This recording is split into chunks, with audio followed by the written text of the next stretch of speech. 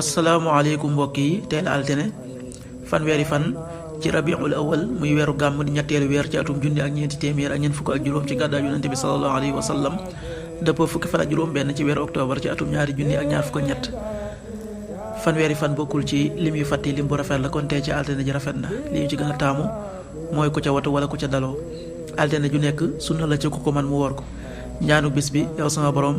yàlla na nga ma jéggal yàlla na nga ma baal yow yaay baalekat bi tey yërëmekat bi rabbi xfir li wa tub alayya innaka anta tawaabu rahim rabbi xfir li wa tub alayya innaka anta tawaabu rahim xadiisu bis bi yonente bi sallallahu alayhi wa sallam nee na bégalal xeet wi ci ak yëkkatiku ak dal ak ndimbal ci réew yi ak yëkkatiku ci diine xadiis bi ahmad génnee na ko qaala rasulullahi sallallahu alayhi wa sallam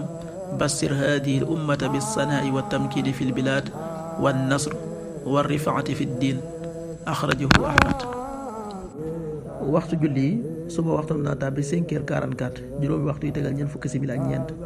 tisbaar 13h19 benn waxtu tegal fukki simili ak juróom-ñeent takkusaan 16h19 ñeenti waxtu yi tegal fukki simili ak juróom-ñeent timis 18h48 juróom benn waxtu yi tegal ñeent fukki simili ak juróom-ñett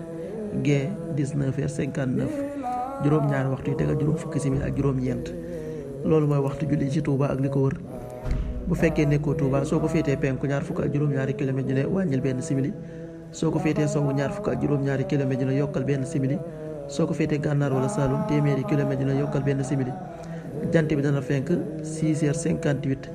juróom benn waxtu yi tegal juróom fukki simili ak juróom-ñett di so 18h46